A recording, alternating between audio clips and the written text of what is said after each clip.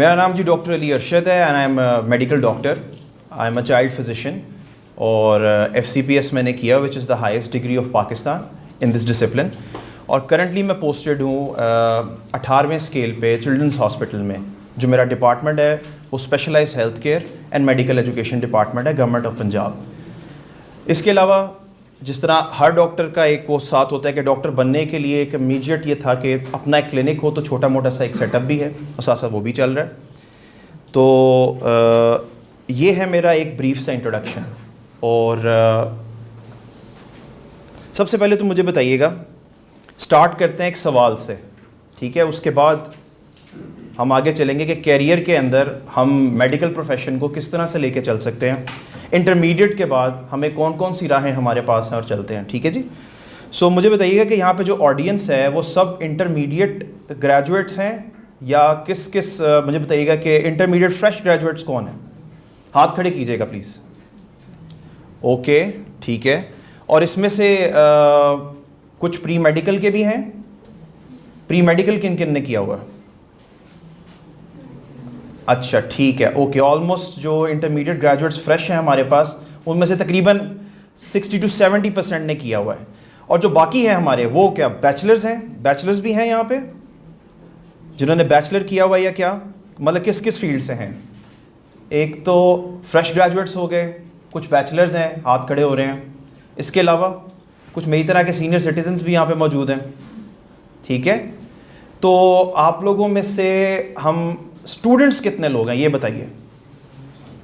Okay, mostly students हैं, ठीक है। और जॉब पे जो हैं और जो प्रोफेशनल्स हैं वो कितने लोग हैं? ऑलराइट, ठीक है। मेडिकल प्रोफेशन से किन किन का ताल्लुक है या जो एस्पायर करते हैं मेडिकल प्रोफेशन में जाने के लिए? ओके, मेडिकल में वैसे कम ही लोग ज़्यादातर इंटरेस्टेड होते हैं जाने में। इसके लिए ख़ास माइंडसेट की ज़रूरत है, उस पर भी डिस्कस करते हैं कि कैसे करना है। ओके जी, ठीक है जी, thank you very much.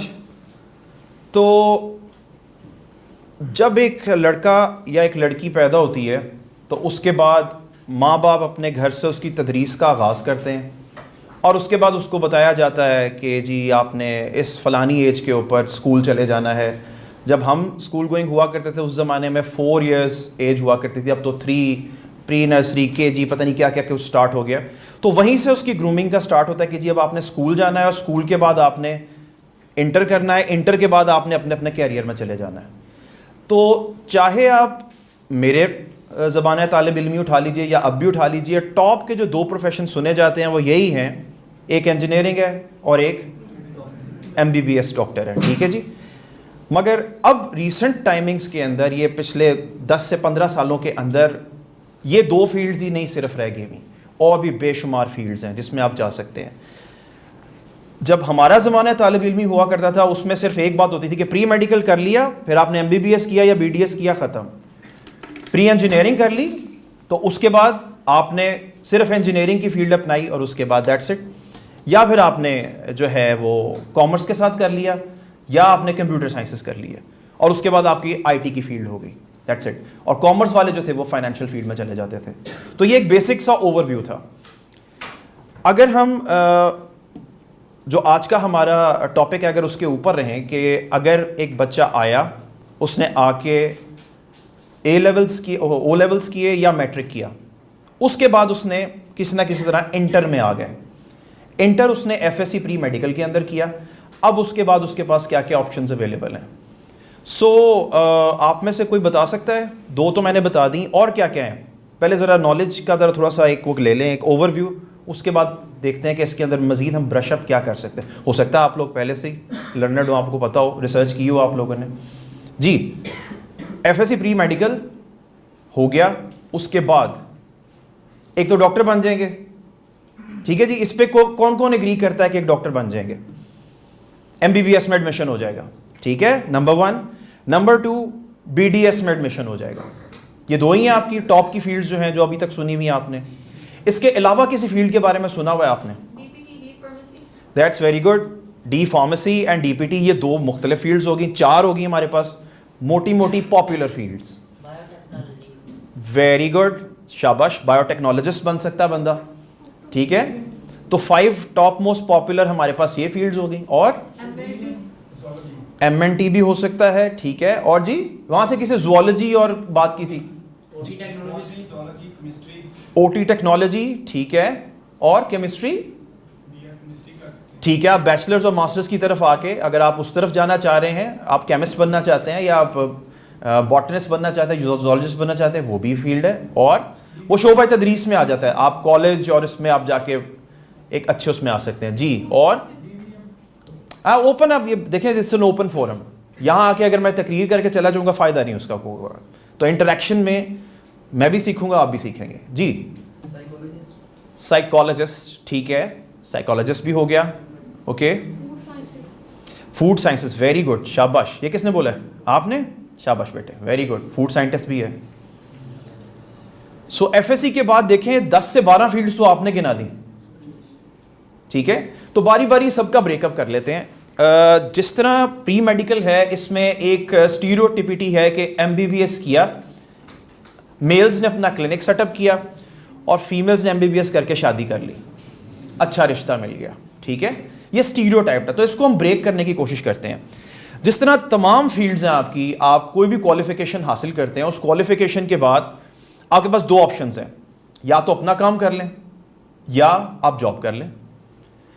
What I believe, what I have experienced is that medical की फील्ड, चाहे वो MBBS है, चाहे BDS है या कुछ भी है, और रिसेंट टाइम्स ने, जो कोविड के टाइम्स हैं, ये इसने इस चीज़ की सनद भी दी है कि ये एक मेडिकल फील्ड वाहिद है जो डायरेक्टली लिंक करती है लाइफ को, और जब तक लाइफ है इसके अंदर रिसेशन नहीं आ सकती। तो पहली बात तो ये है कि अगर आप हेल्थ के किसी शोबे के साथ आते हैं तो रिसेशन नहीं है उसमें, जब तक लाइफ है मामला चलते रहेंगे, चाहे इंडस्ट्रीज बंद हो जाएं, जो मर्जी बंद हो जाए, आपकी ज़िंदगी है तो चीज़ें चलती रहेंगी। तो ये बात तो एक फैक्ट है कि ये एक ऐसा आपका कह लीजिए कि इन्वेस्टमेंट प्लान है कि जिसमें आप आगे चल के आपको रिसेशन का मिनिमम चांस है। तो पहली बात तो ये है। तो जाहिर सी बात है, जब रिस्क फैक्टर कम होगा तो मेहनत ज़्यादा होगी, तो मेहनत में इसका मेरिट ज़रा हाई है, ठीक है। इंजीनियरिंग से ज़रा थोड़ा सा कम है क्योंकि उसमें मैथमेटिक्स आ जाता है, इसमें बायोलॉजी है तो ज़रा आपको थोड़ा सा मार्जिन मिल जाता है, इसमें हल्का फुल्का सा, बहुत ज़्यादा भी नहीं है। हमारे ज़माने में जब लॉन्ग ऐसे टाइप क्वेश्चंस हुआ करते थे तो फिर तो सिग्निफिकेंट डिफरेंस होता था। ऑलमोस्ट 1100 में से हमारा जो 750 स्कोर कर लेता था वो बहुत अच्छे नंबर समझे जाते थे। 700 प्लस अगर मेडिकल में आ गया बहुत अच्छा समझा जाता था, और 750 के ऊपर इंजीनियरिंग टॉप मोस्ट यूनिटी के अंदर आपका एडमिशन हो जाया करता था।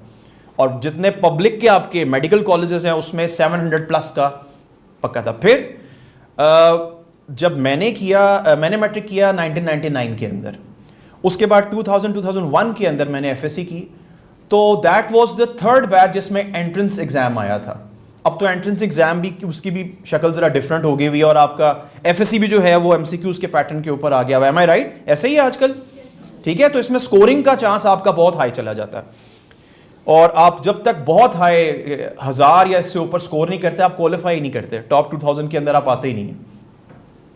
तो ये कुछ डिलेमास हैं, मगर वो वही बात है कि ये एक आपका ऐसा प्लान है कि अगर आप मेहनत करके एक अच्छी पोटेंशियल एनर्जी के साथ आते हैं और आप हाई स्कोर कर लेते हो तो रिसेशन का चांस कम है अगर आप जॉब ढूंढ रहे हैं, और अपना काम आप शुरू कर सकते हैं। कैसे जी? MBBS को लेते हैं। मैंने MBBS क्यों किया?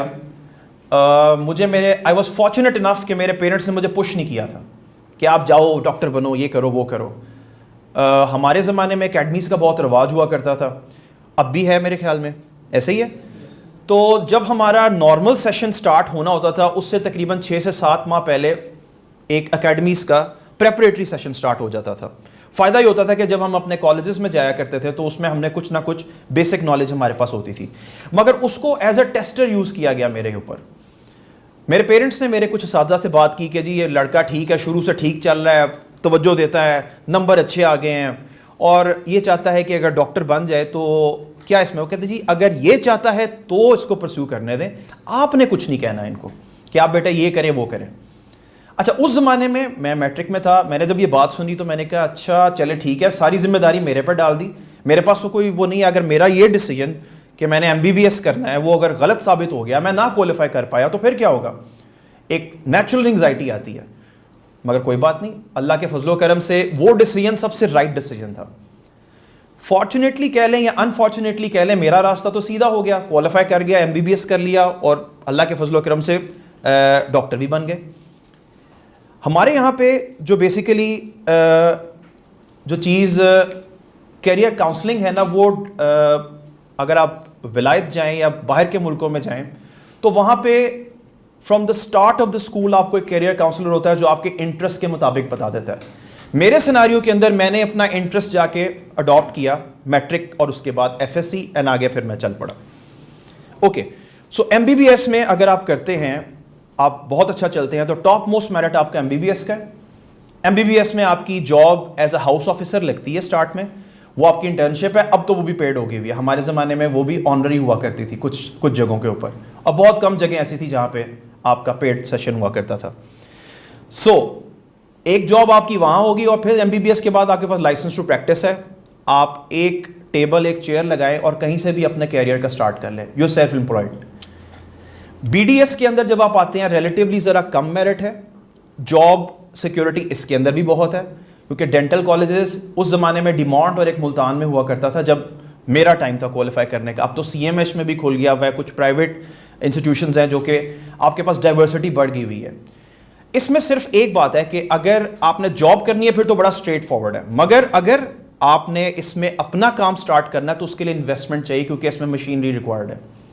इसमें आपको मिनिमम एक सीट चाहिए, उसके बाद डेंटल इंस्ट्रूमेंट्स हैं, फिर एक आपको प्रॉपर एक उसका चल, तो इसके लिए इन्वेस्टमेंट चाहिए बाहर।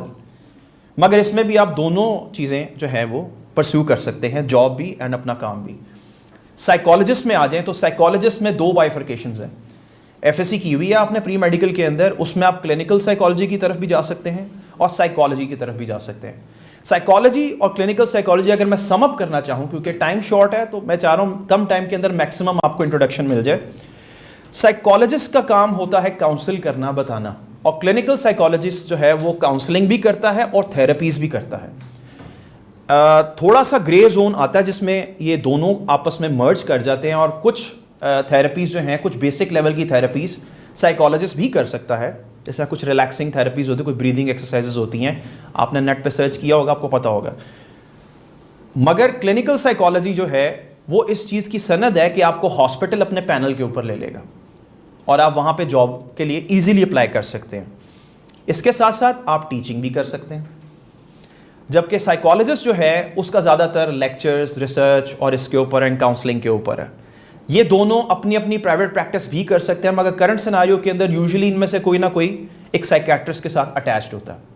तो साइकियाट्रिस्ट के साथ भी अटैच हो सकते हैं, और कुछ में क्लिनिकल साइकोलॉजिस्ट ऐसे भी हैं जो इंडिपेंडेंट कर रही हैं या कर रहे हैं, तो अपना काम भी आप स्टार्ट कर सकते हैं। डिपेंड्स कि आप कितने अच्छे, कितने कॉम्पिटेंट, कहाँ से आपकी ट्रेनिंग हुई है, वगैरह वगैरह सारी चीज़ें हैं। फिर फिजियोथेरेपी है, वेरी इंपॉर्टेंट। जॉब्स तो शायद हॉस्पिटल ओरिएंटेड जॉब्स आपके पास ज़्यादा होंगी, टीचिंग जॉब्स भी हैं आपके पास, मगर अगर कहीं आप फिजियोथेरेपी करके स्पोर्ट्स बोर्ड के अंदर अप्लाई करते हैं, हॉकी है, क्रिकेट है, कहीं है, तो एक पे भी आपकी हाई हो जाती है और आपके फॉरेन टूर्स भी बड़े आराम से हो जाते हैं। आप अटैच हो जाते हैं टीम के साथ, आप घूमें फिरें, अपना काम करें और उनको स्पोर्ट्स इंजरी से आप बचाएं, या स्पोर्ट्स इंजरी किसी को होगी उसकी थेरेपी कर दें या फिजियोथेरेपी कर दें। तो ये एक ऐसी फील्ड है कि जो कि अंडरमाइंड है, मगर इसके अंदर प्रोग्रेशन का रेट ज़्यादा है अगर आप प्रॉपर लाइन के ऊपर चले जाएं।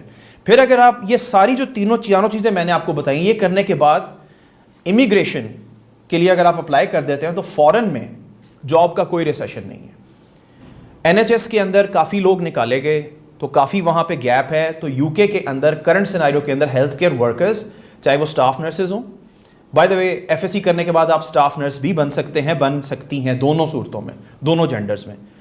तो स्टाफ नर्स नंबर 1 पे जॉब की डिमांड है, उसके बाद आपके डॉक्टर्स आ जाते हैं, फिर आपके थेरेपिस्ट आ जाते हैं, ख़ास तौर पे फिजियोथेरेपिस्ट, क्योंकि कोविड के अंदर जब चेस्ट ख़राब होती है तो चेस्ट फिजियोथेरेपी करनी पड़ती है, वो ख़ास टेक्निक है।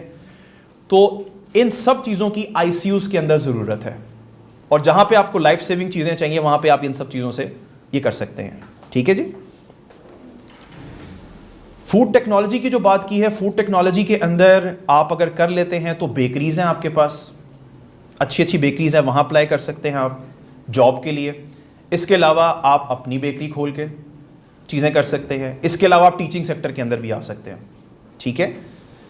मोरलेस जो बड़ी बड़ी 5-6 फील्ड्स थी वो यही थी।